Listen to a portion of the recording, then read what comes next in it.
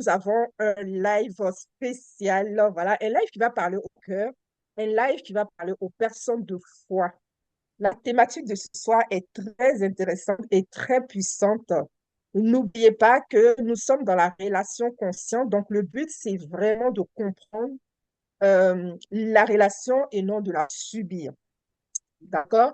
Alors, ce live est né d'une question que beaucoup de personnes de foi portent en silence. Une question qu'on n'ose pas toujours poser parce qu'elle touche à Dieu, parce qu'elle touche à l'amour et parce qu'elle touche à l'engagement. Et aussi parfois parce qu'elle touche à la peur de se tromper spirituellement. La question c'est, Dieu demande-t-il vraiment de tout porter par amour? Alors, ce soir, je suis très heureuse parce que je ne serai pas seule. Je suis avec le pasteur Pierre-Emmanuel, qui est pasteur et auteur, pour nous apporter de la clarté, du discernement et surtout de la paix ce soir. Parce que beaucoup d'entre vous, être connectés, pas par curiosité, mais parce que vous avez réellement besoin de recevoir une réponse. Vous avez réellement besoin de recevoir quelque chose de Dieu ce soir. D'accord? Donc, avec le pasteur Pierre-Emmanuel, soyez prêts aussi. Si vous avez des questions, n'hésitez pas. Ce sera vraiment l'occasion aussi de poser vos questions. D'accord?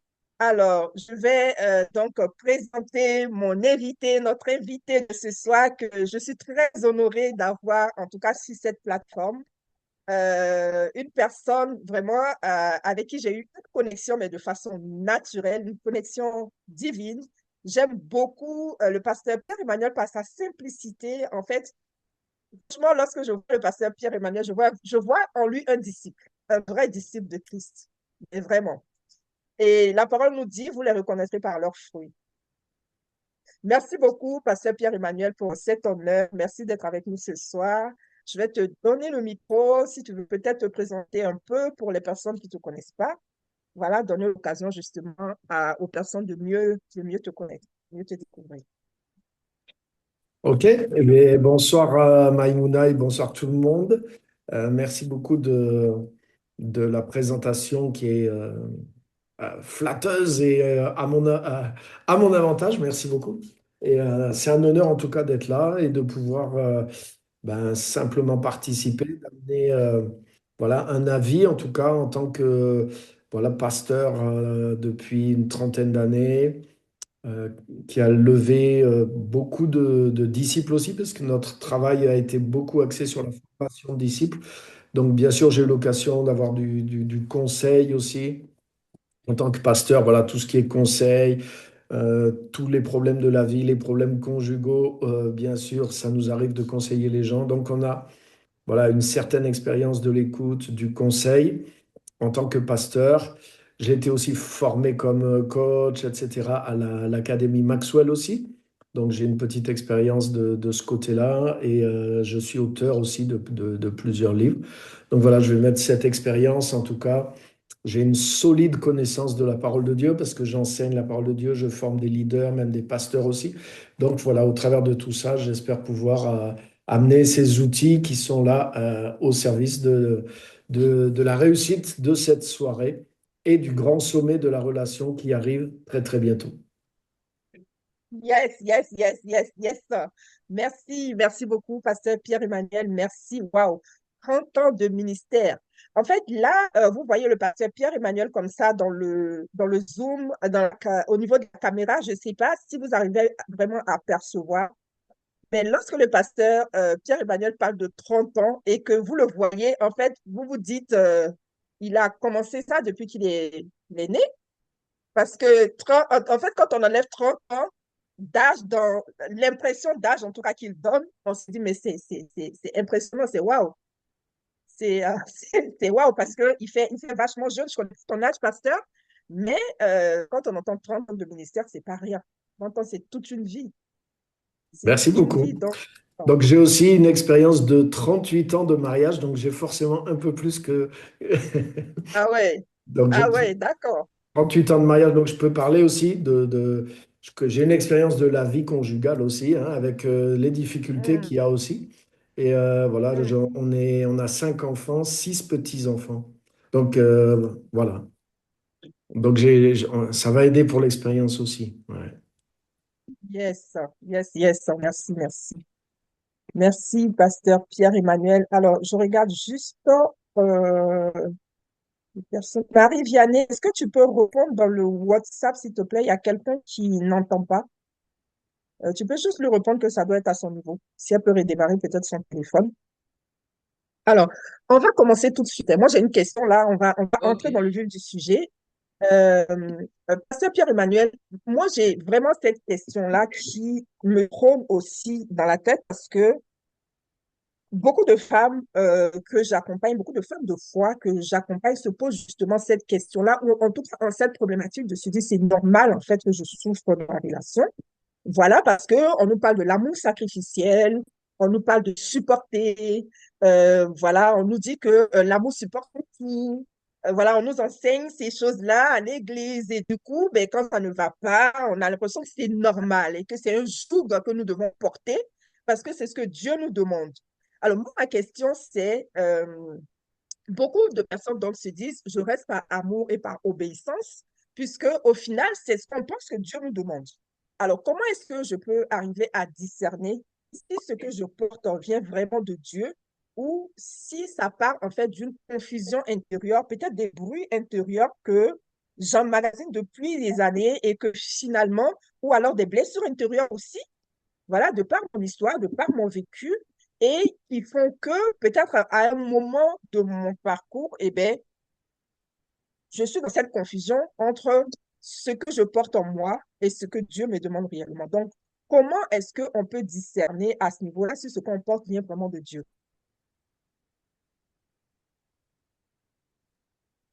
D'accord. Donc, en fait, la question, c'est dans le cadre hein, du mariage, quoi, de la relation conjugale. Hein. C'est OK. ça. Juste avant, une petite question qui n'a rien à voir, qui est technique. Est-ce que ça sort sur le Facebook? Parce que je veux partager, mais je ne vois pas le live, à moins que tu aies plusieurs pages Facebook. Ah, Est-ce que tu peux non, vérifier? non, si, si, ça sort sur le Facebook.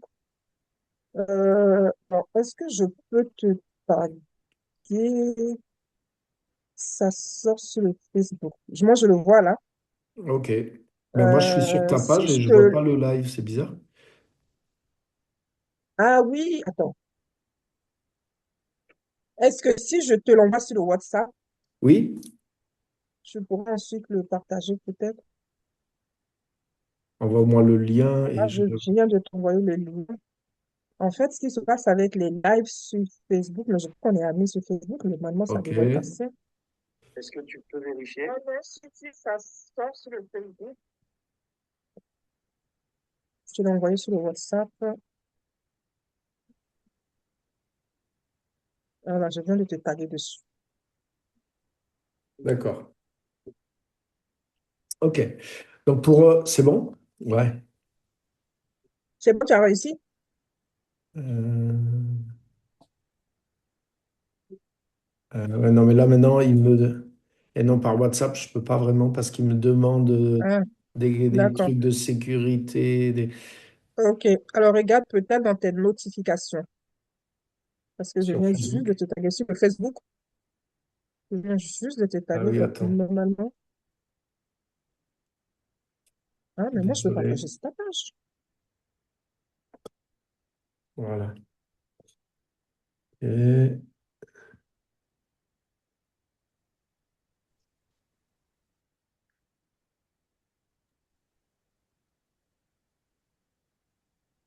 Non, j'ai pas. Non, non, non. Ah, Alors, attends. Je vais refaire une recherche.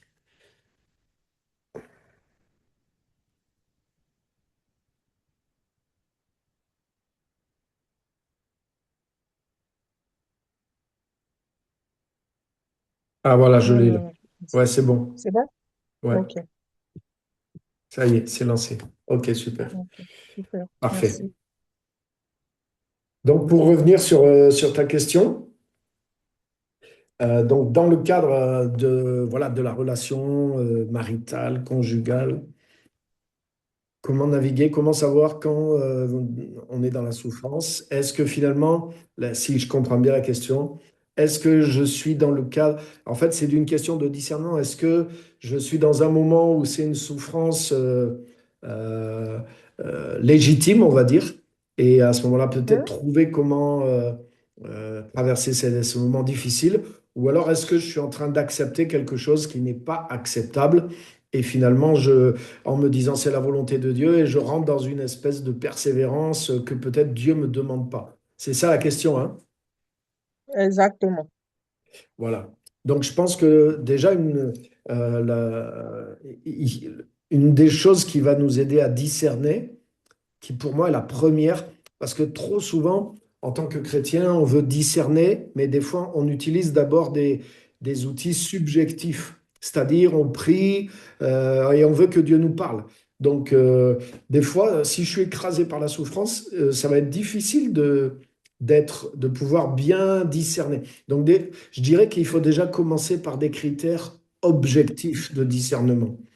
C'est-à-dire, Mhm. il y a des faits, il y a des choses déjà qui peuvent m'aiguiller. Par exemple, il y a certaines souffrances ou certaines situations que Dieu ne nous demande pas d'endurer. Par exemple, s'il y a de la violence physique dans le couple, mais c'est même pas la peine de prier, quoi. Ça veut dire que là, il y a quelque chose qui est anormal de la part de celui qui est violent. Donc là, il y a un problème, même au niveau même au niveau de quelqu'un qui n'est pas chrétien, au niveau même de l'État français, la violence conjugale, c'est interdit. Tu peux porter plainte. Donc là, même la loi, elle te dit qu'il y a quelque chose qui ne va pas. Donc ça, par exemple, il y a des critères déjà comme ça, il faut commencer par évaluer des critères comme ça, parce que souvent, même quand il y a de la violence, de l'abus physique dans un couple, ça peut être des fois, ça arrive, hein, des hommes qui sont violentés par leurs femmes aussi, ça arrive, c'est pas toujours, même si c'est une majorité de femmes, mais ça arrive à des hommes aussi. Mais en tout cas, souvent celui qui est violent, en plus, il manipule psychologiquement l'autre pour lui dire que c'est sa faute, que elle se comporte d'une telle manière qu'elle provoque les coups. Donc oui, il regrette, mais quand même, c'est elle qui a cherché. Donc du coup, la personne se sent en plus responsable ou coupable. Donc non, même si je me comportais mal, il n'y a rien qui justifie que je me fasse tabasser par mon conjoint. Donc, par exemple, quand il y a des choses comme ça, c'est pas la peine de prier, c'est pas la peine de chercher des prophéties, c'est pas la peine de chercher des versets bibliques. Ça a dépassé la limite de ce qui est acceptable. Donc là, il faut agir. Ouais. Il faut pas chercher du conseil ou de la prière. Là, il faut déjà s'éloigner physiquement. Ça, c'est sûr et certain. Il faut sauver sa Ouais. vie. Wow. Wow. Wow. Wow. Parce que Pierre-Emmanuel, ce que tu dis ce soir, ça va bouleverser, en fait, beaucoup de cœurs, beaucoup de personnes. Parce que, typiquement, on nous dit de prier pour que l'autre change, parce que Dieu va toucher son cœur.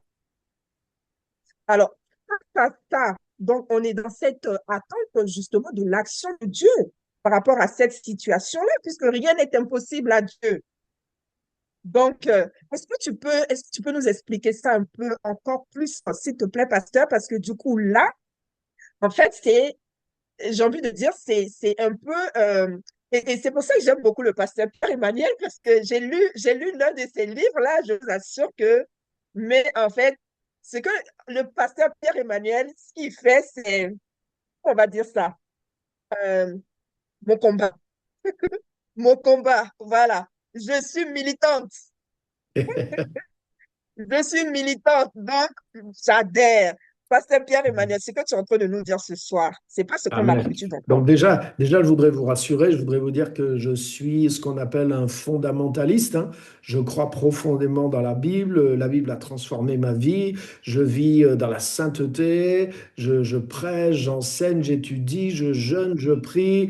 J'amène des gens à la conversion. Je crois au salut. Je crois à la vie éternelle. Je crois à une vie de sainteté. Donc je suis pas du tout, je suis pas dans une position libérale de quelqu'un qui ne croit pas dans la Bible ou qui n'obéit pas à la Bible ou qui est en train de dire, ouais, on est au 21e siècle, il faut libéraliser la Bible. C'est pas du tout ça ma position. J'ai une position de fondamentaliste. Je crois en Jésus. Je me suis converti à 19 ans et je suis jamais revenu en arrière depuis. Donc, je suis voilà, un évangéliste issu des assemblées de Dieu, formé dans les milieux pentecôtistes, charismatiques. Donc, je suis dans des positions très bibliques, etc., etc. Pour qu'il n'y ait pas de doute Wow. là-dessus. Et yes, yes, tu es des assemblées de Dieu et connaissant la rigueur, hein, connaissant la rigueur voilà, des assemblées de Dieu, j'imagine que l'enracinement est vraiment profond, en fait. Donc, en tout cas, Absolument. c'est vraiment une perle là que nous avons. Et moi, je dis chaque fois, hein, moi, Absolument. je procède par conviction. Par conviction, je vous assure, lorsque je rencontre le pasteur Pierre-Emmanuel, j'ai la conviction dans mon cœur, je ne sais pas comment il prêche, je ne sais rien de lui, mais je vous assure, je ne sais absolument rien de lui, mais je pars toujours par la conviction, comment Dieu me guide, comment Dieu me dirige. Et là, j'ai senti, il faut qu'il vienne au grand sommet de la relation consciente. Il faut qu'il soit là au grand sommet de la relation consciente qui est jusqu'à justement été payé. Le but, c'est justement de réveiller les personnes de foi. C'est de réveiller les chrétiens. Parce que moi, je viens aussi d'un arrière-plan musulman et quand je vois en fait la puissance transformatrice de Christ, mon cerveau ne peut pas accepter qu'on continue de vivre en fait à Séville. C'est pas possible. C'est pas normal qu'on soit libéré par Christ et qu'on continue de vivre enchaîné et qu'on continue de prier et de demander à Jésus de nous libérer, alors que cette libération, nous l'avons déjà. En fait, il y a quelque chose qui cloche. Absolument. Et c'est juste pas acceptable que ça continue, en fait. C'est pas acceptable qu'on proclame des choses, qu'on dise que nous sommes le sel de la terre et que nous avons des vies qui n'ont aucun goût. Et pendant des années, c'est même pas une question de période, mais pendant des années, il y en a qui 20 ans, il y en a qui 30 ans. Et on continue avec des jeûnes prières à ressasser chaque fois les mêmes choses et à ne pas voir. Et au final, qu'est-ce qui se passe? On finit par perdre notre salut. Parce qu'à un moment donné, on est épuisé, on est frustré, on est découragé, on se dit Dieu ne répond pas. Mm. Pasteur Pierre-Emmanuel, je n'ai pas trop envie de parler ce soir. Je veux qu'on déguste ce que tu vas nous apporter. Donc, tu Ok. étais en train de dire, de Par rapport parler et désolé. oui, la prière à sa place, bien sûr, mais par rapport à des faits, par exemple, de violence conjugale, le mari frappe sa femme, même si c'est pas tous les jours, mais quand il y a un conflit, le mari se met à frapper sa femme. J'ai deux témoignages. J'ai un pasteur que je connais, un grand pasteur qui est même un apôtre de niveau international. Et il y a justement un autre pasteur qui est venu se joindre à lui, à son équipe, et qui voulait prêcher, etc. Mais cet apôtre, il a tout de suite discerné que dans sa vie, tout n'était pas. Et en fait, effectivement, ce pasteur, il était violent avec sa femme. Donc, le premier conseil que donc l'apôtre lui propose, il lui dit, il faut déjà que tu sois un serviteur avec ta femme et avec tes enfants. Si tu veux prêcher, la première chose, ton premier ministère, c'est ta famille.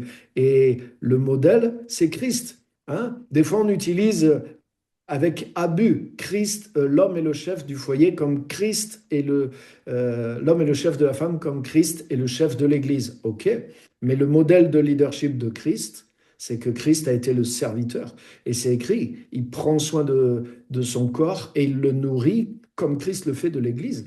Donc c'est pas, ça veut pas dire c'est un chef dans le sens tu l'écoutes et tu la fermes, pas du tout. Ça veut dire que le modèle de leadership de Christ, c'est un modèle d'amour et de service. Et il s'est lui-même sacrifié pour l'Église. Donc attention, il ne faut pas tordre le sens de tel passage. Mais donc, en fait, ce qui s'est passé, c'est que, bah, et ça, c'est une chose à faire.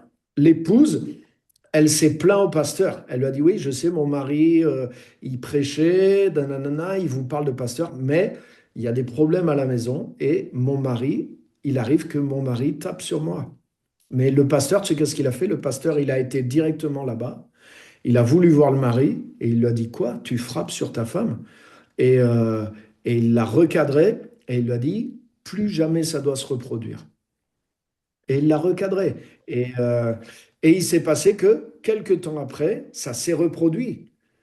Et là, la femme, elle a dit, ouais, j'appelle le pasteur. Le pasteur est venu et il l'a recadré une deuxième fois. Mais comme il a vu qu'à chaque fois que ça se... Eh ben, petit à petit, en fait, il s'est arrêté. Parce que, donc, prier, c'est une chose, mais il faut aussi en parler. Il faut aussi, il faut que ça soit mis à jour. Il faut faire prendre ses responsabilités. Parce que c'est quelque chose, si on le tolère, mais ça va continuer. Donc, il y a des choses qui sont non négociables, non tolérables. J'ai un autre ami aussi, pareil. Donc, c'était mon ami, c'était lui le pasteur, et une femme l'appelle. Elle lui dit, voilà, mon mari me tape dessus. Sauf que là, mon mari, le pasteur, lui, c'était mon ami, le pasteur en question. Il faisait 1,95 m, c'était un bûcheron, c'était vraiment une armoire à glace. Donc, il a frappé. Quand le mari est sorti, lui, il a empoigné le mari comme ça, par la main.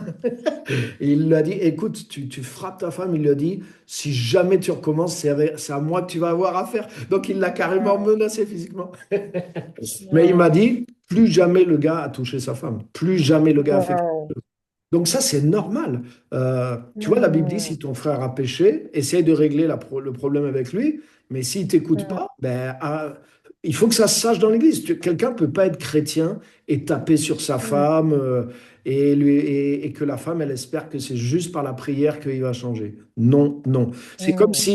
C'est comme une femme si elle refusait de donner à manger à ses enfants, quoi, et qu'elle nourrisse pas ses Hmm. enfants. Elle leur donne rien, elle les laisse mourir de faim. Et le mari, il va pas se mettre à prier. Qu'est-ce qu'il va faire? Il va réagir. Il va appeler de l'aide, il va Hmm. chercher quelqu'un ou il va nourrir de force, mais il va pas accepter une telle situation. Donc il y a des choses Hmm. que tu peux pas accepter et c'est pas simplement la prière qui va résoudre ça. Donc Wow. tu dois pas l'accepter. Bien sûr, tu vas en parler avec ton mari, tu vas lui dire ça, non, tu refais jamais ça une deuxième fois. Et si ça recommence, ok, ben là, j'en parle au pasteur. Et si le pasteur, il n'écoute pas, mais j'en parle à mon père, j'en parle à mon grand frère, j'en parle à des gens qui sont normaux et qui vont faire pression sur toi. Et si malgré la pression, ça suffisait pas, il faut agir, il faut passer à un autre niveau. Mais c'est pas acceptable de supporter ça. Non. Hmm. Wow. Non. Ou qu'un mari tape sur ses enfants, ou qu'un homme. C'est la même chose que si une femme, elle tapait sur ses enfants sans raison, ou qu'elle refuse de leur donner à manger, ou un truc comme ça. Mais le mari, c'est de l'ordre de la responsabilité. Là, c'est pas de l'ordre de la prière, c'est de l'ordre de la responsabilité et de l'action, et même de la responsabilité civile. Même en France, par exemple, si vous entendez que votre voisin, il tabasse sa femme, votre devoir, c'est d'avertir la police. Et c'est normal. Ça veut dire que si un jour elle se fait tuer, mais vous êtes responsable, vous êtes complice, vous n'avez rien fait, Hmm. vous savez, vous l'entendez hurler tous les soirs et vous dites rien, mais c'est de la complicité, c'est de la non-assistance en personne non âgée. Donc, si vous seriez capable de le faire pour votre sœur, et beaucoup de femmes sont comme ça, si par exemple sa sœur se faisait tabasser, elle ne le supporterait pas, mais elle l'accepte pour elle-même. Donc, elles savent que c'est Hmm. injuste, elles savent qu'il faut réagir, mais des fois, elles sont tellement écrasées ou avec l'argument chrétien aussi, comme tu dis des fois, et elles finissent par accepter quelque chose qui est inacceptable. Ça ne doit pas être accepté. Hmm. Hmm. Hmm. Alors, Pasteur Pierre Emmanuel, j'aime beaucoup ce que tu dis. Alors, tu as dit de ne pas se taire lorsque on est dans des cas de violence, etc., de ne pas se taire, d'en parler. Mais je pense qu'on en parle. Je pense que les femmes qui sont tabassées cherchent aussi à s'en sortir et cherchent une solution. Moi, je rencontre beaucoup, beaucoup parmi les femmes que j'accompagne. J'ai beaucoup ces cas-là, mais souvent, c'est même des femmes de pasteur aussi. Donc, si c'est le pasteur lui-même, à qui Oui. est-ce que je m'adresse? Ou si ce n'est pas le pasteur, parfois, ces femmes-là vont justement s'adresser au pasteur, mais qui dit, on va prier. Donc, une telle sœur, comment, voilà, comment est-ce qu'elle peut s'en sortir? Parce que au final, c'est comme si elle se retrouve dans une certaine spirale où c'est sans issue, en fait. Donc, Ouais. au final, pour cette sœur-là, ben, la seule solution qu'elle a, c'est la prière. Donc là, si effectivement ça arrive qu'elle soit dans un milieu où, par exemple, pasteur ou responsable ne prennent pas en compte sa souffrance et lui conseillent, voilà, juste de prier ou de faire des trucs comme ça, ben, il faut qu'elle cherche de l'aide dans un autre milieu. Il y a des associations de défense. pour les violences conjugales, pour les femmes battues, où il y a tout ce qu'il faut, il y a de l'aide juridique, il y a de l'aide psychologique, et des femmes qui sont passées par là aussi. Il faut aller chercher de l'aide dans des milieux, même si ce n'est pas des chrétiens. Parce que malheureusement, si des pasteurs ne voient pas qu'il y a un problème, mais ça veut dire qu'ils sont aveugles, hein. Alors là, c'est eux ils ont un sacré problème pour moi. Donc, il n'y a rien qui justifie ça. Il n'y a rien. Tu peux pas justifier ça, ni dans la Bible. Tu peux pas justifier que une femme soit maltraitée physiquement par son mari, qui tape qu'il y ait de la violence ou des choses comme ça. Non, c'est inconcevable. Et si un pasteur, il traite sa femme comme ça, mais il peut pas être pasteur. Il peut pas être pasteur. Il doit être démis de sa fonction tout de suite. Et soit il change sa conduite et peut-être il peut être rétabli quand ça. Mais il peut pas. Par exemple, Paul, il dit, si quelqu'un veut prendre soin de l'Église de Dieu, il faut d'abord qu'il prenne soin de sa propre famille. Si quelqu'un ne sait pas prendre soin de sa propre famille, comment prendra-t-il soin de l'Église de Dieu? Donc le premier test du ministère, c'est ta famille. Si Mm. tu sais pas t'occuper de ta famille, bon, que tu fasses certaines erreurs, c'est normal, mais là, c'est pas rien. Là, si tu tapes sur ta femme régulièrement, mais ça veut dire que dans l'église, tu fais la même chose. Ça veut dire que tu fracasses les gens, peut-être pas physiquement, mais tu les fracasses moralement, spirituellement. C'est sûr et certain. C'est sûr et certain. Donc, tu es pas qualifié pour être, tu es pas qualifié pour être pasteur. Tu peux pas prendre soin des autres si tu tabasses ta femme. C'est contradictoire. Donc il y a des gens, oui, qui se sont donné un titre, un pouvoir, mais qui ne sont pas des vrais bergers selon le cœur de Dieu. Donc soit il faut changer d'église, soit il faut aller chercher de l'aide à l'extérieur de l'église si j'ai pas cette réponse d'aide qui vient de l'église. Mm. Yes, yes, yes, yes, yes. Donc, en cas de violence, il faut privilégier sa propre vie d'abord.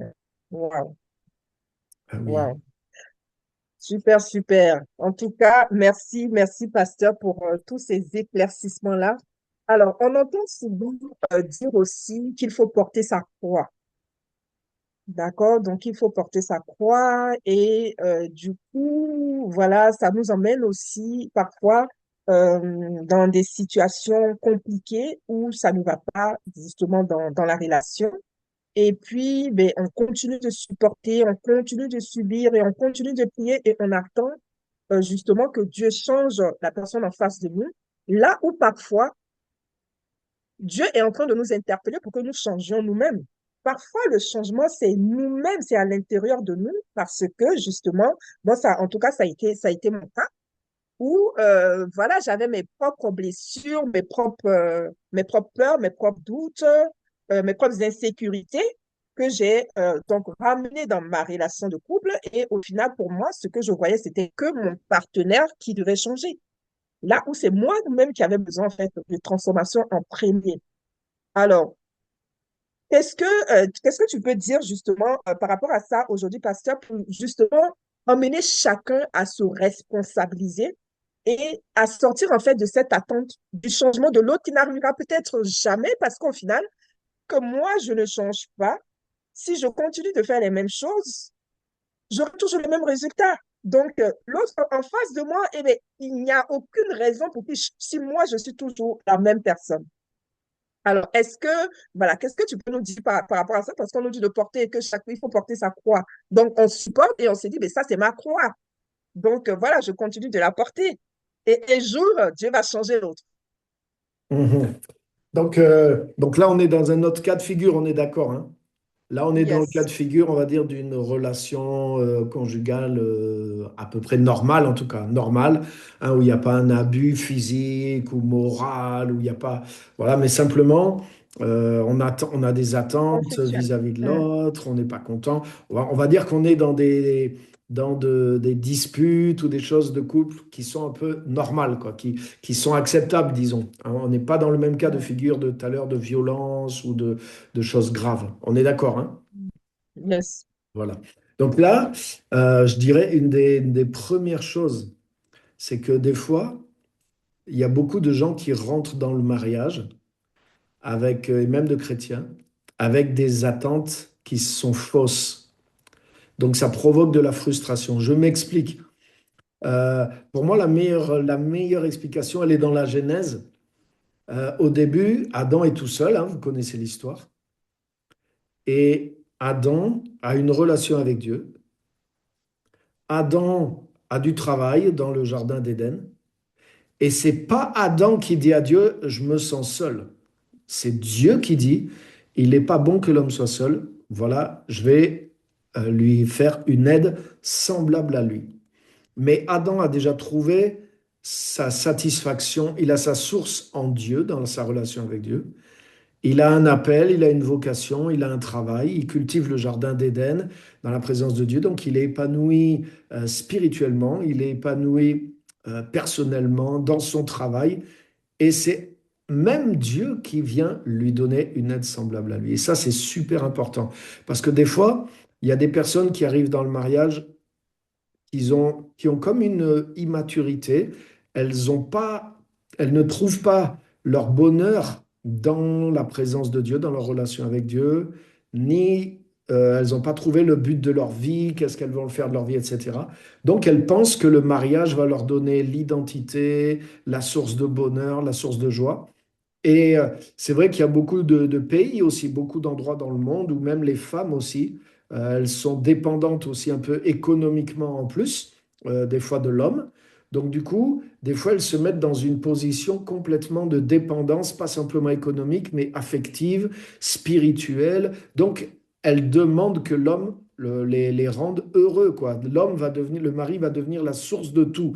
Donc ça, c'est une position malsaine qui est un peu idolâtre en réalité et qui fait passer l'être humain avant Dieu. Et forcément, ça mènera à la frustration. Donc, cette frustration est normale. C'est pas forcément que le mari, même le mari, des fois, le pauvre, il va essayer de faire tout ce qu'il peut, il va pas y arriver. Et des fois, c'est l'inverse aussi. C'est des hommes, ils ont vu trop de films à la télé, ils pensent que voilà, ils tombent amoureux et que waouh, l'amour va tout leur apporter, la femme va les combler complètement. Mais non, c'est Dieu qui. Je dois pas demander à mon conjoint de me rendre heureux. Je dois avoir trouvé mon bonheur en Dieu et moi, ma responsabilité, c'est de rendre l'autre heureux. C'est pas du tout la même chose. Si je viens en mettant sur l'autre la responsabilité de me rendre heureux, c'est normal que le bateau coule. Non, normalement, je dois avoir trouvé, je dois être moi-même suffisamment rempli pour pouvoir travailler à rendre l'autre heureux. Donc oui, bien sûr, il va m'apporter quelque chose, mais c'est pas, il n'est pas ma source. Donc c'est ça le bon positionnement. Et quand ce positionnement il n'est pas là, mais forcément ça marche pas. Donc ça peut aider aussi. Waouh, waouh, waouh, waouh. Ça, c'est une pépite, hein. C'est une pépite. Être rempli déjà soi-même, être complet déjà soi-même avant de rentrer dans la relation, ça va m'éviter d'attendre en fait que l'autre vienne me compléter. Et donc, je rentre en fait dans la relation mais complètement sereine parce que au final, je suis remplie d'amour et donc je peux en donner à l'autre. C'est ce qu'il est en train de nous dire. Alors, concrètement, comment on fait ça, Mister? Comment on fait ça? Parce que beaucoup de femmes nous écoutent ce soir. Elles sont dans cette situation-là de se dire, je compte sur mon mari, etc. Ok, j'entends. On me dit que je dois me remplir moi-même d'amour, que je dois être complète, que c'est Dieu qui doit occuper la première place de ma vie et que c'est mon attention doit être d'abord portée sur Dieu en premier et pas sur mon mari. Ok, j'entends tout ça, mais concrètement, comment je fais? Mhm. Super. Donc je pense que déjà, comme je voyage aussi pas mal dans le monde entier, je connais en tout cas beaucoup de pays africains, je connais quand même la culture africaine. J'ai beaucoup d'Africains, d'Antillais dans mon église et dans ma famille aussi. Hein, j'ai un gendre congolais, j'ai une belle-fille qui est haïtienne. Donc là, par exemple, j'arrive du Congo, j'ai des amis de tout pays, de toute nation depuis des années. Donc j'ai une compréhension quand même de la culture aussi africaine. Et par exemple, dans la culture, c'est pas la seule d'ailleurs, mais dans la culture africaine, il y a beaucoup cette idée que la femme, elle trouve son identité dans le mariage et dans la maternité. Et tu as la pression sociale. Dès que tu as 21 ans, il faut que tu te maries et que tu aies des enfants. Hein. Et dès que tu as 40 ans, il faut que tu aies des petits-enfants. Et attention à ça. Ça, c'est une pression culturelle, mais c'est des bonnes choses, mais c'est pas la vision biblique. C'est-à-dire que l'identité de la femme, elle est pas dans celle de son mari. Et elle n'est pas non plus dans le fait d'être mère. Donc, il faut faire attention à ça. Notre identité, elle est en Dieu d'abord. Nous sommes fils et filles de Dieu. Donc, il faut trouver votre identité en Dieu et ne pas la chercher dans le mariage. Le mariage ne nous donne pas notre identité. Le mariage nous donne un compagnon, une compagne, on va fonder un foyer. Oui, c'est bien, c'est une bonne chose, c'est merveilleux, mais c'est pas notre identité. Notre identité vient de Dieu. Hein? Abraham, Dieu a changé son identité, il est devenu Abraham. Et il a changé l'identité de Sarai, qui est devenue Sarah aussi. Donc, il n'a pas juste changé Mhm. l'identité d'Abraham, et il a dit à Sarah, toi maintenant ton mari, il a changé d'identité, trouve ta nouvelle identité dans celle de ton mari. Non, elle avait son expérience avec Dieu, elle avait un nom nouveau. Donc, en Christ, chacun de nous, on a un nom nouveau. Donc, notre identité est Mhm. ancrée en Dieu. Donc ça, c'est concret, c'est important de trouver vraiment Jésus-Christ pour soi et de vivre notre relation personnelle avec lui. C'est de ça que vient mon identité et ma source. Donc ça se fait ben, par la nouvelle naissance, en ayant trouvé le Christ et puis en vivant de sa source par ma relation et mon union constante avec lui jour après jour.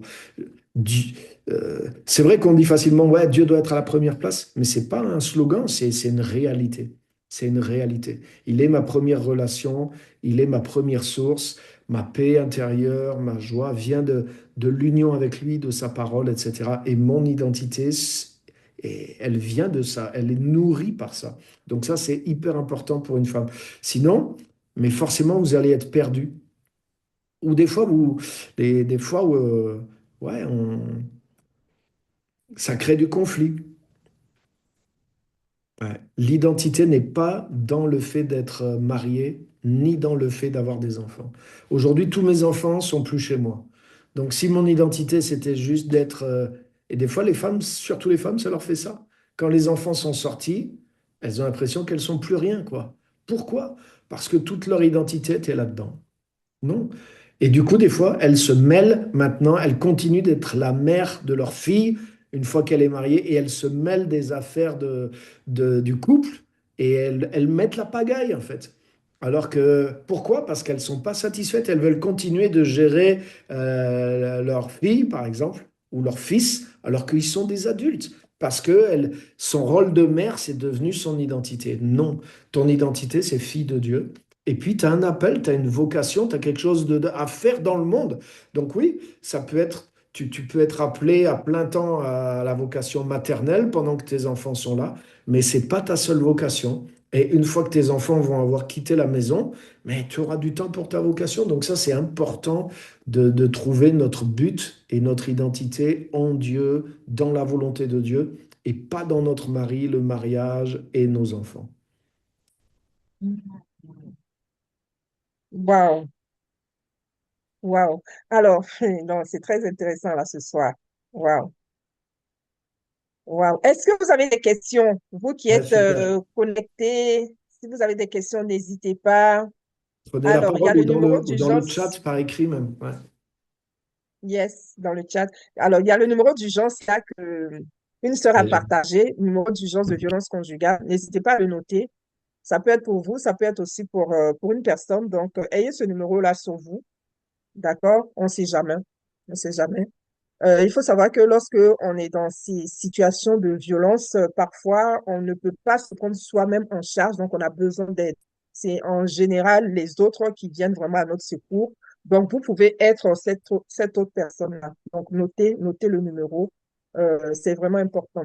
Parce que Pierre-Emmanuel, tu viens de dire que une femme peut avoir une mission, elle peut avoir quelque chose qui va poser sur son cœur. Donc, peut-être que pour une saison de sa vie, elle est appelée à jouer le rôle de mère mais elle n'est pas identifiée, voilà. Son identité n'est pas en fait liée justement à cette fonction de mère. Dieu l'appelle sûrement à autre chose. Alors, beaucoup de femmes ont justement cet appel-là à faire quelque chose de leur vie, mais elles attendent en fait que le mari vienne les encourager, que le mari vienne les accompagner, en tout cas qu'il vienne valider, puisque au final, c'est ce que Dieu nous demande, voilà, d'être soumise à l'homme, donc d'être dans ce partage, en tout cas, tant que le mari n'est pas d'accord, on ne le fait pas, voilà. Donc, beaucoup sont coincés justement dans cette spirale-là de ne pas pouvoir justement faire ce qu'elles veulent. C'est-à-dire qu'il y a un feu qui brûle en elles, mais elles n'arrivent pas à le faire parce que le mari n'est pas OK. Et elles attendent peut-être qu'un jour il sera OK et enfin je vais pouvoir le faire. Donc il y a beaucoup comme ça de femmes qui sont frustrées, qui sont éteintes finalement parce que ben, ce feu-là que tu as à l'intérieur de toi, ben, si tu n'arrives pas justement à faire brûler ce feu, ben, il se consume et au final, on finit par se perdre soi-même à petit feu. Donc, qu'est-ce que tu peux nous dire par rapport à ça? Est-ce que justement la parole ne nous demande pas d'attendre le l'aval du mari puisque c'est lui le chef de famille? Ah, c'est une bonne question. Et la meilleure chose que je pense, c'est en fait de réfléchir à ça avant le mariage. Et c'est pour ça que c'est important de ne pas trouver son identité, de ne pas croire que notre identité viendra du mariage et d'avoir des enfants. Si je comprends, vous voyez ce que je disais tout à l'heure, l'exemple d'Adam. Adam, il avait trouvé son identité, sa relation avec Dieu, et il avait déjà trouvé sa vocation. Il gardait le jardin d'Éden. C'était avant Ève.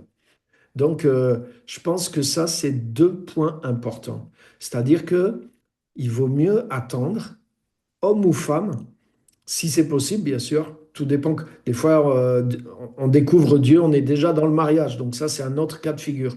Mais si on n'est pas dans le mariage, la meilleure chose à faire, c'est de fortifier notre vie en Dieu et de trouver la direction de Dieu pour notre vie.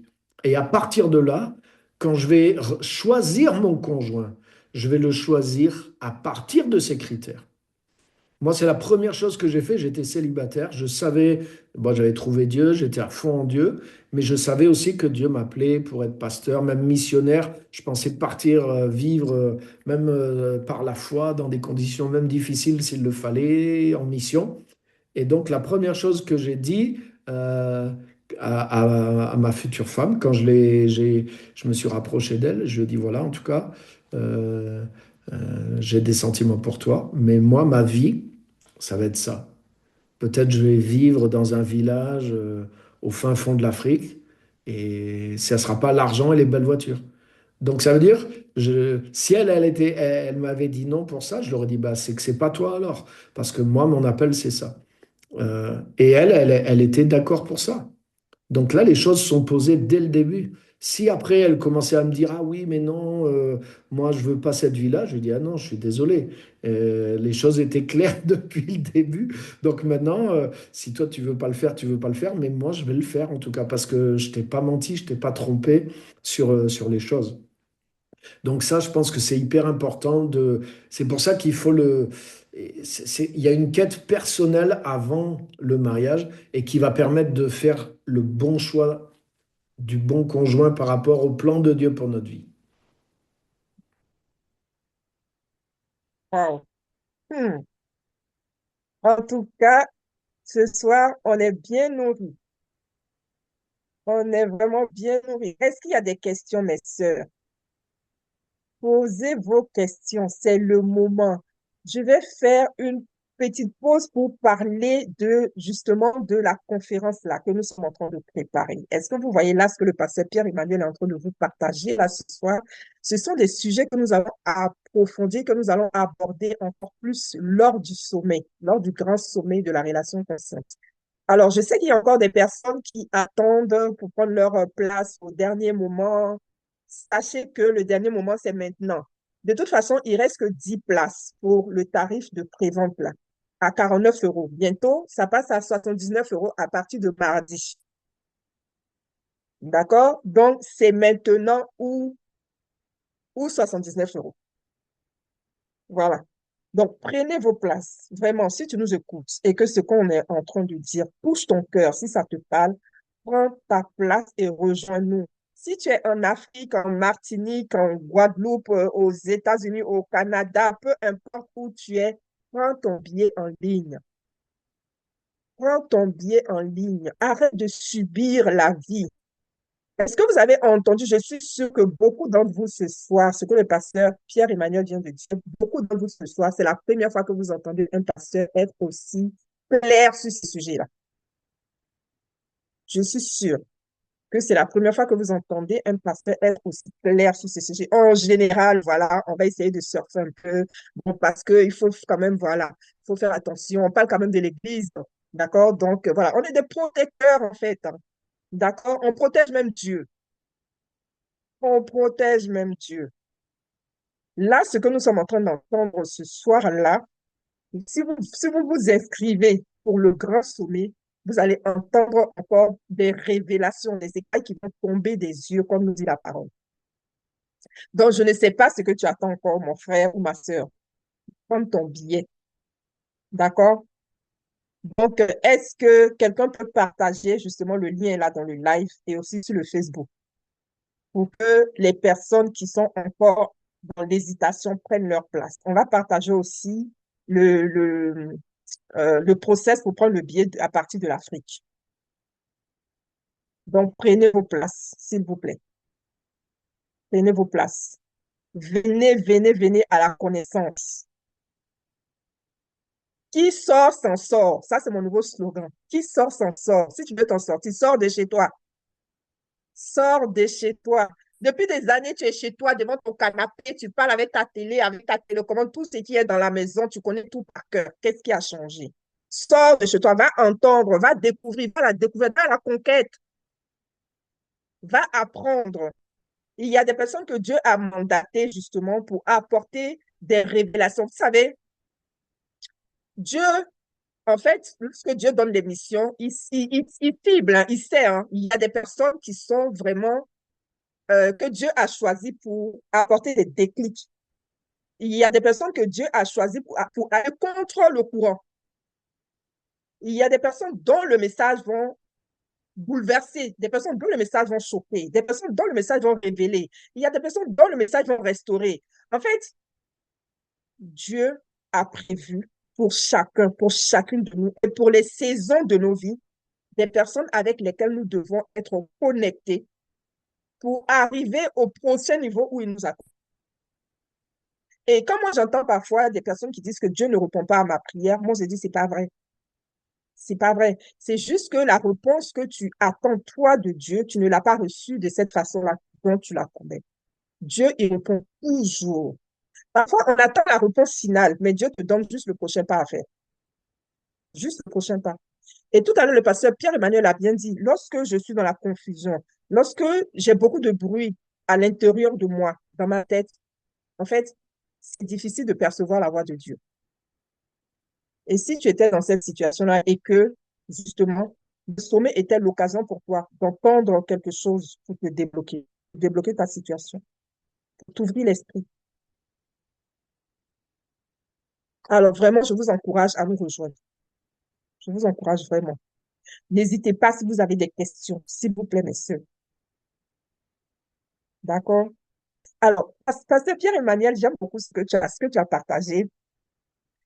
Alors, prenons le cas d'une personne qui s'est trompée, d'accord? Donc, il ne savait pas toutes ces choses-là avant, et bon, qui est rentrée dans le mariage et qui finalement s'est rendu compte qu'elle n'est pas en accord au niveau des principes, des valeurs et tout ça, ça ne colle pas avec le conjoint.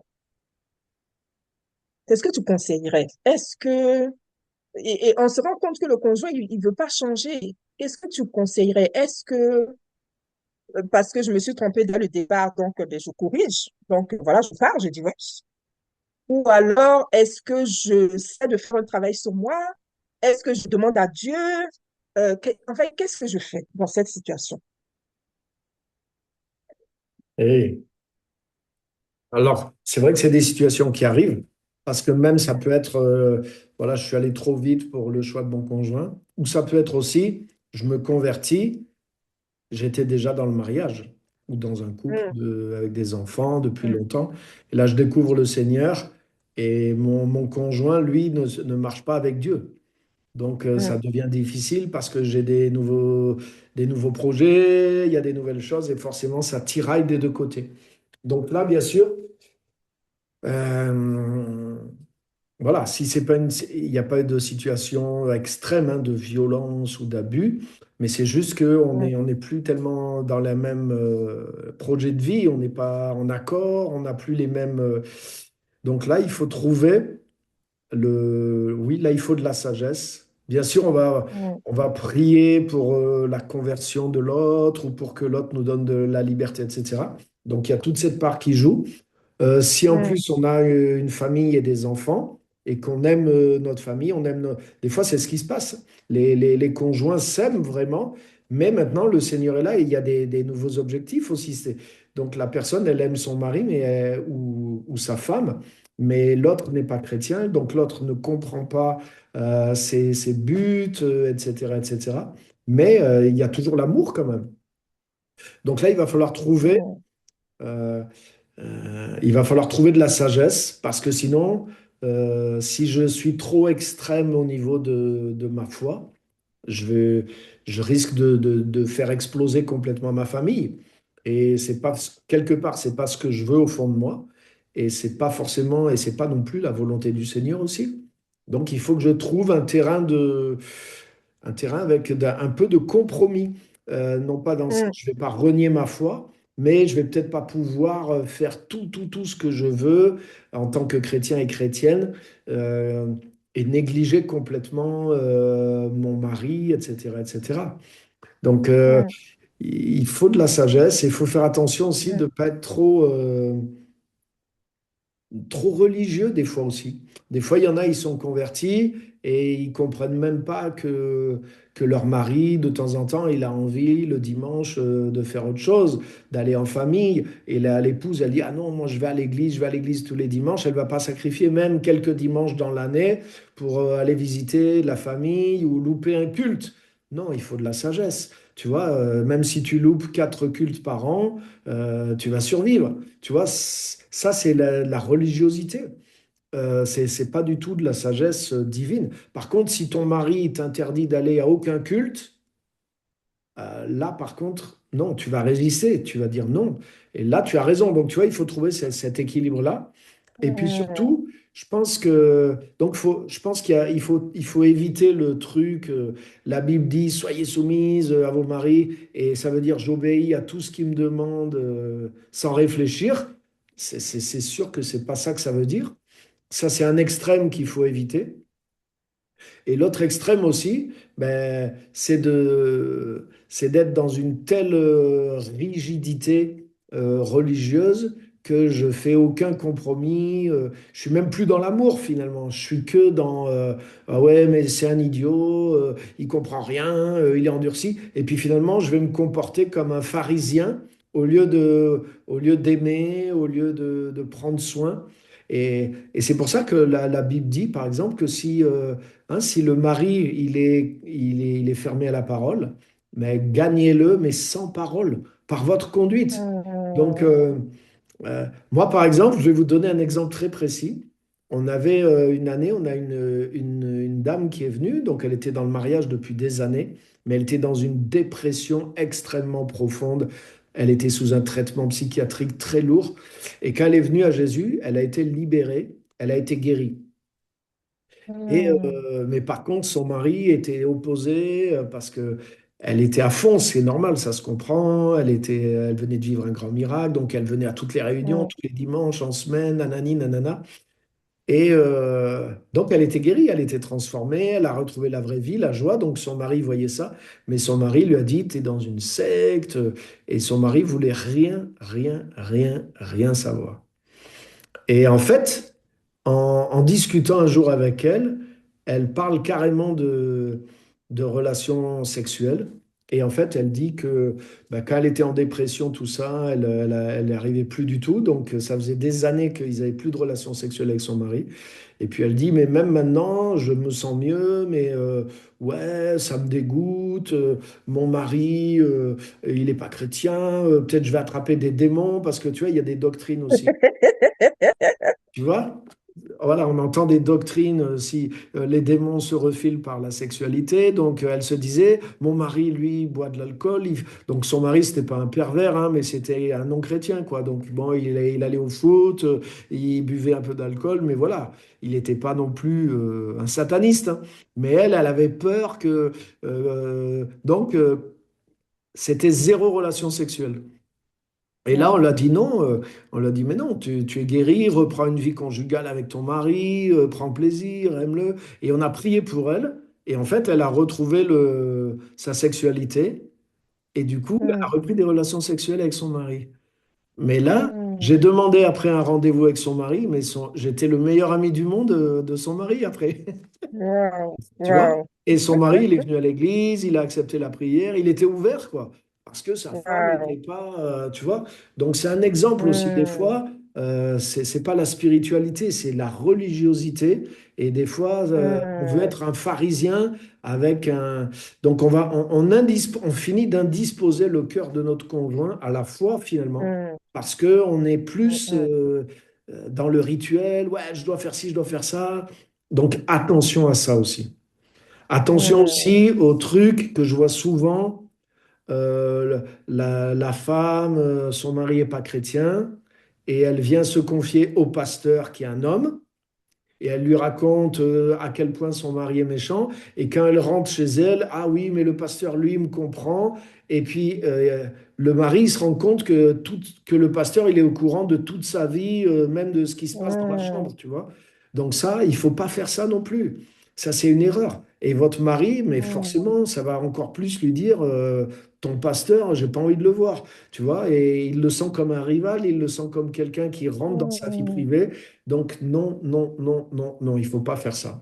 Donc parle avec mm, une femme de confiance, et même les choses privées, moins on en parle, mieux ça vaut. Donc mm, il y a de la sagesse à avoir. Et je pense que si on est touché mm, par Christ, mais on devrait aimer mieux notre conjoint, même s'il n'est pas mm, chrétien. C'est-à-dire, si j'ai trouvé le yes. vrai amour de Dieu, mais je ne suis pas en train de lui mettre la pression pour qu'il vienne à l'église. Ou il y en a aussi des fois des chrétiens, leur conjoint n'est pas converti, ils mettent de la louange à fond dans la maison, comme ça ils se disent, ouais, ça va le convertir. Non, ça lui casse les oreilles, parce qu'il entend parler de. Vous lui imposez un truc qu'il n'aime pas. Donc, c'est pas du tout en faisant comme ça que vous allez gagner son cœur. Mm, Si vous lui avez partagé la foi, il veut rien savoir de plus, gardez-le pour vous-même, mais commencez à mm, l'aimer plus qu'avant, commencez à être plus attentif, wow, manifestez Jésus, mm, et puis par derrière, yes, priez pour lui, menez le yes, combat, mais soyez comme, aimez-le plus qu'avant. Et là, il y a quelque wow, chose qui va finir par le piquer. Donc, mm, je parle pas pour un conjoint qui a une attitude abusive, hein. Je parle juste mm, pour un mm, conjoint qui n'est pas chrétien, ou même qui était chrétien, mais qui finalement s'oppose à votre appel, à votre vocation, etc. mm. Wow, wow, wow, wow, wow, wow. C'est puissant, c'est fort, c'est fort, c'est fort, c'est fort. Waouh, waouh, waouh. Non, c'est génial tout ça, tout ce qu'on entend là. Tout ce qu'on entend. Waouh. Alors, Peut-être si j'aimerais bien, on peut prendre des questions, parce que je pense qu'il doit y avoir des questions de situation oui, peut-être des précises. questions, des questions, des questions. Est-ce que vous avez des questions? Moi, je vous connais, mes sœurs Levez et mes votre main frères. avec le truc là, ou prenez le micro, ouvrez votre micro. Je vous Ou- connais. Vous attendez. Quand on va dire qu'il est l'heure, c'est en ce moment-là que vous allez commencer à lever la main. S'il vous plaît, levez la main dès maintenant. Respectons notre invité. Lorsqu'il sera l'heure, il sera l'heure. Et on n'est pas loin d'être l'heure là. Donc, si vous Ok. avez des questions, s'il vous plaît, n'attendez pas quand on va dire qu'on termine et maintenant on va avoir des mains levées. D'accord? Donc, levez vos mains. Ou sinon, posez votre question dans le chat. Ouvrez le micro, posez votre question. D'accord? Hmm? Posez les questions, posez les questions. Ou bien ça ne vous intéresse pas. C'est pas intéressant tout ce que le pasteur nous partage là. Ou bien vous êtes C'est découragé. tellement, C'est tellement intéressant que nous sommes scotchés et donc on réfléchit pour les questions. Merci. Ah, Merci à Pasteur Pierre-Emmanuel. Moi, je suis Adèle Ouattara depuis Abidjan, depuis la Côte d'Ivoire. Ouais, Et vraiment, ce que vous avez dit, c'est clairement ça, parce que nous nous plaisons dans certaines situations, surtout en Afrique, comme vous l'avez dit tout à l'heure. Non, en priant Dieu, il va changer. Non, l'être humain n'a pas la vocation de changer un être humain, c'est Dieu seul qui change l'homme. c'est Donc, c'est vrai. pas en priant que cette personne va changer, c'est une erreur que nous faisons monumentale. Et la question que je vais poser, c'est quoi? Souvent, il y a des sœurs qui traversent des moments difficiles dans leur foyer. Et quand je dis moments difficiles, le mari, il est enseignant dans l'église, il intervient sur les enseignements, mais à la maison, il est vraiment, il n'est pas là, il s'occupe pas de madame, des enfants, ça ne lui dit absolument rien. Et donc, la femme, elle pleure en sourdine. Et quand la situation se dégrade, qu'elle va vers un frère, par exemple le prédicateur, pour lui dire, ah voilà, il y a telle ou telle situation. Bon, on lui dit de supporter. Bon, quel est, selon vous, est-ce que c'est normal? Non, Voilà. Donc, quelle attitude il faut adopter dans le cas d'espèce? merci, hein, merci, c'est une vraie bonne question. C'est sûr que de toute façon, dans un mariage, même un mariage où on communique, où on se remet, où les deux se remettent en question, il y a des moments où il faut supporter, il y a des moments où il faut persévérer, il y a des moments où c'est difficile. Mais normalement, il y a, il y a toujours un dialogue entre les conjoints. Ça, c'est important. Il y a de la communication et il y a de la remise en question de l'un et de l'autre aussi. Sinon, ça ne peut pas marcher. Donc, par exemple, dans le cas que vous dites, ben, je pense que déjà, par exemple, l'épouse, elle a déjà essayé de parler, elle a déjà essayé de discuter, il n'y a pas de changement, etc. Donc, si elle va en discuter avec quelqu'un, c'est qu'elle a déjà supporté pas mal. Donc, on ne peut pas juste effacer la chose en disant, ouais, il faut supporter, il faut supporter. Non, c'est pas une stratégie suffisante. Donc là, non, il faut du conseil. Il faut du conseil. Et ce qu'il faut, normalement, il faudrait qu'il y ait des couples d'anciens ou de pasteurs qui soient tous les deux formés et qui aient une vision aussi équitable, bien sûr, hein, que ça soit pas ni pour la femme ni pour le mari et qui soit un peu formé, spécialisé pour le couple. Et là, il faut y aller en couple et avoir un couple qui nous conseille. Et là, mhm. on va pouvoir entendre les deux parties et voir qu'est-ce qui est vrai, donner des conseils et pouvoir prendre un autre rendez-vous plus tard pour voir proposer des choses à mettre en place. Voilà, par exemple, si cette épouse, elle va avec son, voilà, mon mari, oui, il est pris par son travail, il est pris par l'église, j'apprécie, mais voilà, il passe pas plus d'1 heure par semaine avec les enfants. Avec moi non plus, on n'a pas de discussion, ça fait des mois et même peut-être des années que c'est comme ça, on en souffre. Donc là, c'est pas compliqué. Ah bon, c'est vrai? Oui, c'est vrai, mais parce que je suis dans l'œuvre du Seigneur, ma femme me comprend. Oui, mais c'est vrai, vous. Oh, 1 heure, elle exagère, mais oui, bon, c'est vrai, je passe même pas 2 heures. Ah, donc là, c'est un fait. Donc là, on va conseiller, on va dire non, frère, mais écoute, on va te soulager au niveau de l'église, on va s'occuper de ça, ça, ça, ça. Mais c'est important qu'à partir de maintenant, prends ta soirée prenez une soirée ensemble au moins par semaine, on va s'arranger pour vous garder les enfants, etc. On met quelque chose en place. Et là, on regarde, on se redonne rendez-vous dans 15 jours, un mois. Voilà, on a mis ça en place. Est-ce que vous l'avez fait? Oui. Qu'est-ce que ça a amélioré? Et on continue. C'est ça, normalement, une vraie... pour aller vers des solutions. Mais dire non, il faut supporter, Mhm. non, non, non. C'est pas sérieux. Donc il faut refrapper à notre porte, il faut demander de l'aide plus haut, il faut dire non. Là, ça va pas. Là, si on laisse comme ça va craquer. C'est pas possible. Ça va pas, ça va pas. Mhm. Donc, il faut qu'il y ait du conseil conjugal où on puisse aller en couple et, si possible, qu'on ait un couple qui soit quand même un peu formé là-dedans, qui nous réponde. Et s'il n'y a pas dans l'Église, ben, aujourd'hui, en ligne, ou il y a des ressources, quoi. Il y a des ressources. mm, mm, Donc non, vous ne pouvez pas rester juste avec ça, il faut supporter. C'est pas une réponse. Ou il faut prier. Hein. Il faut prier. Ça, la réponse facile, quoi. Il faut prier. Ah, il faut avoir la mm, foi, il faut prier, il faut supporter. Non, non, non. Déjà, il faut prendre le temps d'écouter. Mais qu'est-ce qui se passe? Nanani, nanana. Waouh. Et là, dire, ah ouais, ok, ah oui, non, je me rends compte. Ah oui, là, il y a un vrai problème.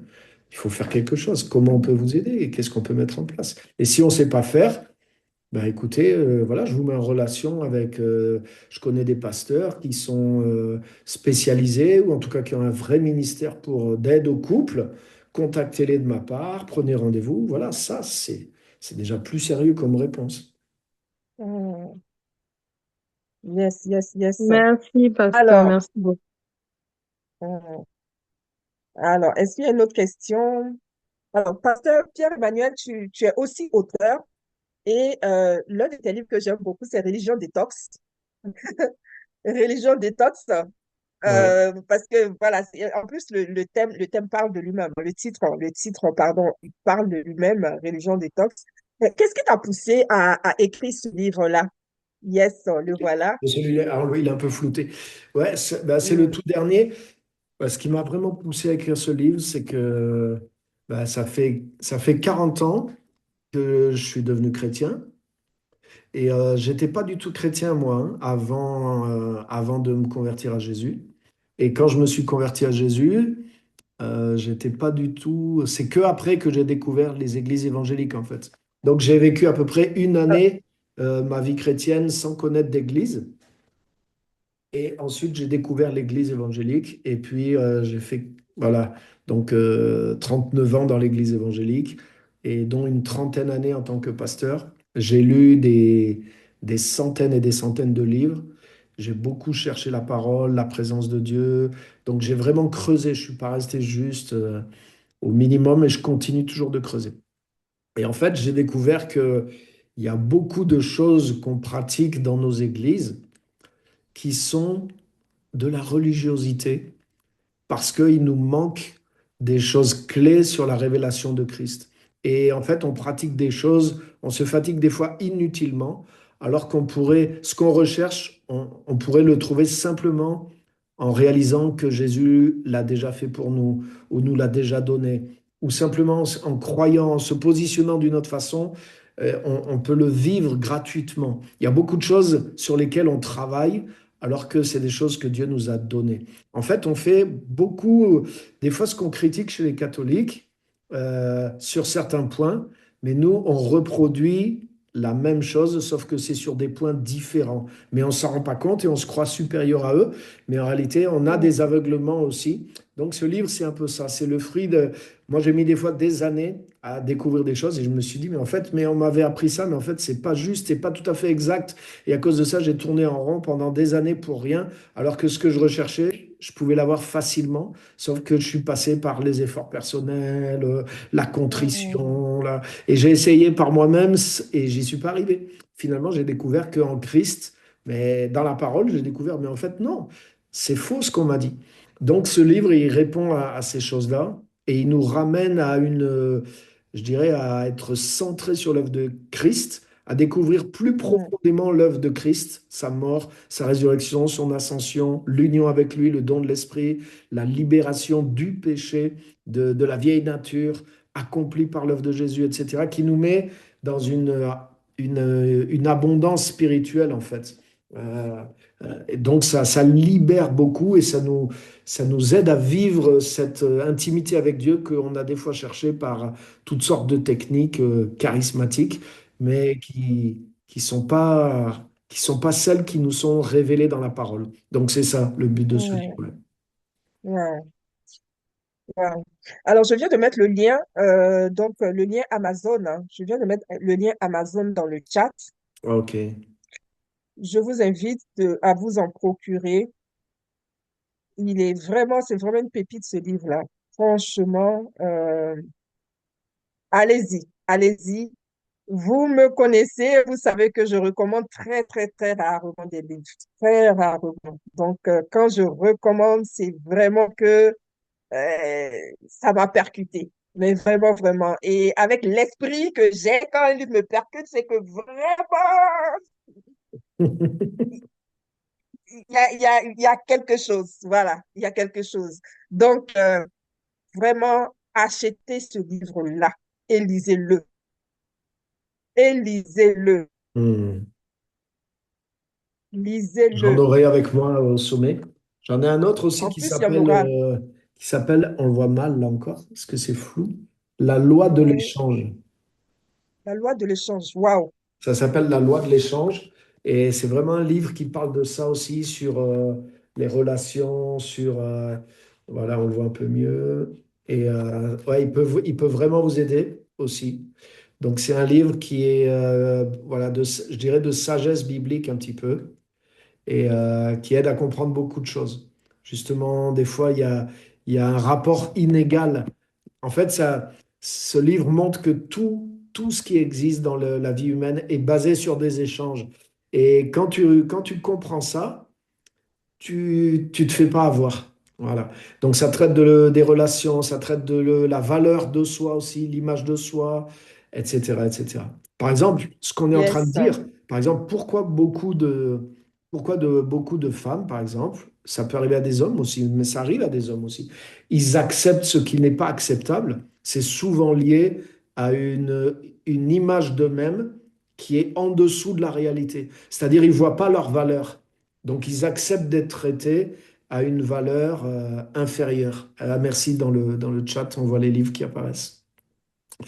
Donc, vous voyez, ce livre parle de ça, la loi de l'échange, ça va vous aider à réajuster ces choses-là. Quand des relations sont déséquilibrées. Par exemple, des fois, il y a des gens ils ont une amitié avec vous, mais en fait, dans cette amitié, euh, en réalité, ils profitent de votre gentillesse, par exemple. C'est une relation qui est que dans un sens. C'est-à-dire, ils vous demandent beaucoup, beaucoup, beaucoup, beaucoup. Et le jour où vraiment vous arrivez à dire non, mais vous vous rendez compte que la personne, elle est dans tous ses états. Et on se dit, mais comment ça se fait? En fait, c'est qu'on ne réalisait pas qu'il y avait un échange complètement déséquilibré. Non, une relation, elle est basée sur l'amitié, mais il y a une forme d'équité. Parce qu'il y a une forme d'échange dans les relations, il faut qu'elle soit équitable. Donc, et dans la relation conjugale, c'est vrai aussi. Mm, Ça doit être équitable. Donc, ça vous mm. aide à des fois à discerner. Ce livre va vous aider à discerner beaucoup de choses par rapport à l'estime de vous, les relations, et même par rapport à Dieu aussi. Parce que des fois, il y a des gens qui sont dans un rapport avec Dieu, un rapport transactionnel, c'est-à-dire ils pensent qu'ils donnent à Dieu et Dieu va leur donner. Ils comprennent pas la grâce, ils comprennent pas comment Dieu fonctionne. Donc ce livre va vraiment vous aider dans ce sens-là. Ça révèle, c'est un principe qui est derrière tout en réalité. Mm. Wow. La loi de l'échange. Et tu l'auras aussi au sommet? Oui, oui, j'amènerai un peu un échantillon parce que j'ai pas mal de livres en fait, hein. En réalité, Mm. j'ai 13 livres. Wow. Donc Wow. j'en amènerai pas forcément tous, mais j'amènerai ceux qui sont en lien avec le thème La un petit peu. thématique. Voilà. Mm. Ceux qui Ok, sont le ok, plus en lien. super. Ouais. Yes, yes, yes. Super, super. Est-ce que vous voyez comment nous sommes déjà en train de préparer le sommet, là, que c'est déjà presque cuit, hein? C'est déjà presque Mmh. prêt, là, hein? Ça donne envie en tout cas, hein. Ah oui, ah oui. Hein, on va vivre quelque Alors, chose de très très bon. hum. Yes, yes, yes. Alors, on arrive pratiquement à la fin. Alors, du coup, je vais te demander, Pasteur Pierre-Emmanuel, le mot de fin pour terminer. Si tu devais t'adresser à une personne qui aime profondément Dieu, mais qui aujourd'hui se sent fatiguée, épuisée, se sent confus, se sent tiraillée intérieurement, quel message est-ce que tu aimerais donner à cette personne, pas toujours dans le domaine de la relation, d'accord, peut-être une personne qui est divorcée aujourd'hui ou une personne qui attend.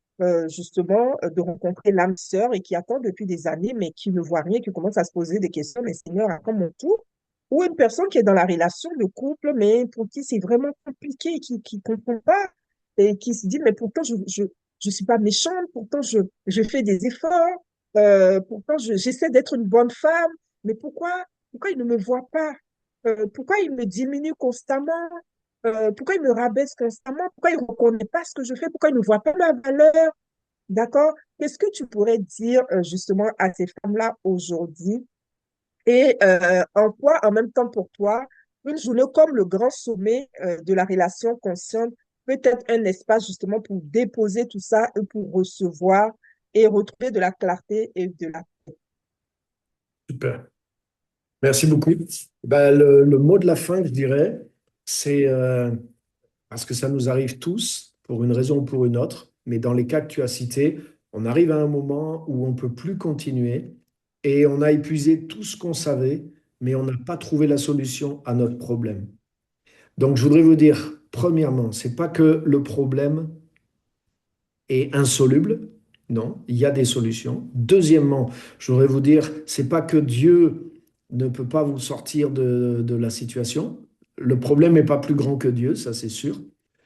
Et la bonne réponse, c'est que dans ces situations-là, quand nous nous trouvons dans des situations comme ça, on est comme dans une impasse finalement, c'est nous manquons de sagesse. C'est-à-dire que nous n'avons pas la sagesse qui va nous permettre de dépasser cette impasse, de trouver la solution. Mhm, Avec la mhm, sagesse qu'on a, on a pu résoudre des problèmes jusque-là, mais là, donc le problème n'est pas plus grand que Dieu, mais le problème est plus grand que notre sagesse actuelle. C'est ça le problème. mhm. Et Yes. la solution, c'est simplement, il faut aller chercher de l'aide, il faut aller chercher cette sagesse que nous n'avons pas aujourd'hui. Et parfaitement, Mhm, une bonne chose à faire, c'est de dire, ben, je vais m'inscrire à ce sommet. Justement, c'est sur ces questions-là que je suis en train de buter. Euh, voilà, par exemple, vous avez demandé peut-être dans votre milieu, si c'est un milieu religieux qui est un petit peu fermé, et si on vous a juste dit il faut prier ou il faut supporter, ben, vous avez essayé et ça n'a pas abouti. Donc ça veut dire que ce n'était pas la bonne sagesse. Si c'était la bonne sagesse, vous auriez abouti avec ça. Donc ça veut dire il faut élargir. Et moi j'ai souvent fait ça et c'est ce qui a transformé ma vie au-delà même du problème que j'avais. Parce que finalement, ça m'a mhm, obligé d'aller chercher de la sagesse ailleurs. Je suis sorti de mon petit cercle habituel, mais j'ai découvert des façons de penser beaucoup plus larges. J'ai découvert des gens qui étaient allés beaucoup plus loin. Waouh! Et non seulement j'ai trouvé de la sagesse pour mon problème, mais j'ai trouvé, mais en fait, pourquoi j'étais resté dans 10 mètres carrés alors que je pouvais vivre dans 200 mètres carrés? Et j'ai trouvé un espace mhm, spirituel de 200 mètres carrés, non seulement pour mon problème du moment, mais pour plein d'autres choses aussi. Donc, mhm, c'est ce que je vous encourage à faire. Lisez des nouveaux livres, rencontrez des gens qui ont une plus grande sagesse, confrontez-vous à des nouvelles manières de voir, bien sûr dans le Seigneur. Il ne s'agit pas d'aller dans la sagesse du monde, non, mais dans la sagesse de Dieu, bien sûr. Je parle toujours au sein de la sagesse de Dieu et je pense que le sommet est une excellente occasion. Et j'ai remarqué souvent aussi, c'est que Dieu nous envoie la sagesse dans une personne, dans des livres, dans des moments comme ça, au moment où on en a besoin. Moi, ça m'est arrivé quantité de fois où je butais, j'ai dit, Seigneur, aide-moi, aide-moi, aide-moi. Et puis j'ai une amie qui m'écrit, tiens, je suis en train de lire ce livre en ce moment, je suis sûr que ça va t'intéresser, j'achète le livre et dans le livre, j'ai les réponses. J'ai toutes les réponses qui mhm. arrivent. Et ce livre, il arrive que à ce moment-là dans ma vie. Donc c'est un livre, ou des fois c'est une personne, ou un message, ou une conférence. Donc voilà, je pense que c'est un temps où Dieu va vous connecter avec la sagesse dont vous avez besoin. Yes, yes, yes, yes, yes, yes. Merci beaucoup, Pasteur Pierre-Emmanuel. Merci infiniment pour ton temps, pour ta générosité, pour ton cœur. Merci, merci, merci. On met des cœurs pour le pasteur, s'il vous plaît. Allez, allez, allez, mes sœurs, mettons des cœurs parce que là, il nous a vraiment, vraiment apporté ce soir. Merci Yes, yes, beaucoup. yes, yes. Yes. Merci, merci, merci. Waouh, waouh, quel moment nous avons passé. Merci beaucoup, beaucoup, Pasteur Merci à Pierre-Emmanuel, toi, vraiment pour ta Maïmouna, et bravo sagesse. pour ce travail que tu fais de vouloir aider les femmes, hein, à trouver des solutions, mais aussi à percer, à avancer dans leur vie, dans leur appel, hein, et pour être une bénédiction pour d'autres aussi. Donc, vraiment, c'est une joie de pouvoir contribuer. Merci, merci beaucoup. Merci beaucoup. Alors, on a terminé. Je vous souhaite donc de passer une très belle soirée à chacun de vous et n'oubliez pas, c'est dans une semaine, c'est samedi, pas celui-là, mais le prochain, samedi, rendez-vous, venez, rencontrons-nous, parlons ensemble et puis à très, très, très bientôt. Que Dieu bénisse chacun, chacune de vous et vos familles respectives. Je vous dis à la prochaine. Au revoir. Bientôt, bonne soirée. C'était très Bonne À bien. soirée. bientôt. Amen. Merci. Merci. Merci. Merci à toutes. À Mm. samedi Au prochain revoir. sûrement. Bye bye. Bye Yes. bye. Bye bye. Au revoir. Merci.